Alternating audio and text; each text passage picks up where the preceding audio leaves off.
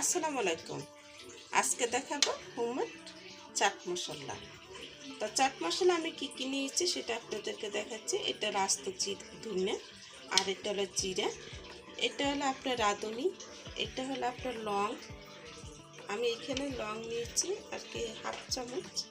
আর এটা হলো পাঁচফোড়নের মধ্যে সব কিছুই থাকে, তা তো জানেনি। আর এটা হলো মিষ্টি জিরা, তো এটা হলো মিষ্টি সস। এটা হলো আপনার মেথি, এইখানে আমি সাদা আর কালো গোলমরিচ আর একটু কালি জিরা, কারণ কালি জিরাটা আমি এখানে হাফ চামচ নিয়েছি, কারণ এখানে যে আপনার এই পাঁচফোড়নটা আছে সেটার মধ্যে সব কিছু অলরেডি আছে।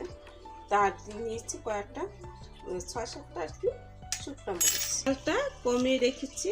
আর এখান থেকে আমি দিয়ে দিচ্ছি এখানে শুকনো মরিচটা। আর আপনার যেগুলো আপনার একটু শক্ত শক্ত লাগে যে জিনিসগুলো, সেগুলো আমি দিয়ে দিচ্ছি।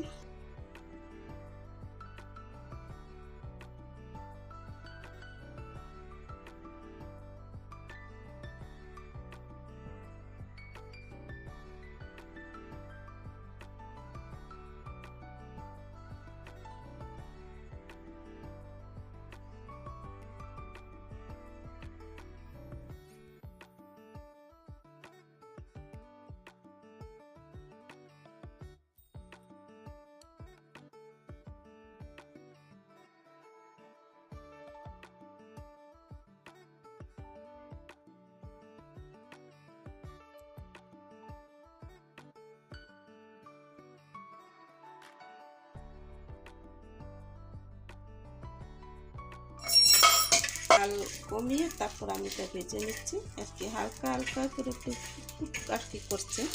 আমি জালটা কীরকম রেখেছি সেটা আপনারা দেখুন, তাহলে বুঝতে পারবেন।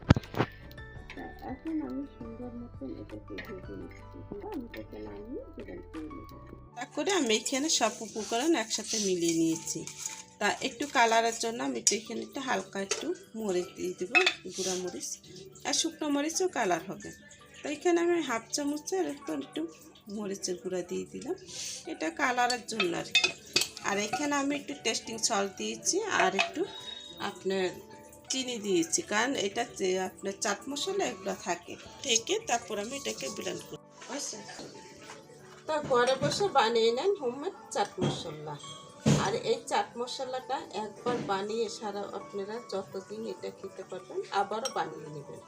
এভাবে করে ঘরে বসে চাট মশলাটা, হোমমেড চাট মশলার মধ্যে কোনো থাকে না, সেটা খুবই সুন্দর হয়।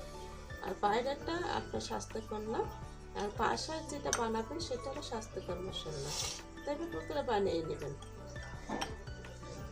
তাহলে আজকের মতন বিদায় নিচ্ছি বন্ধুরা, আল্লাহ হাফেজ।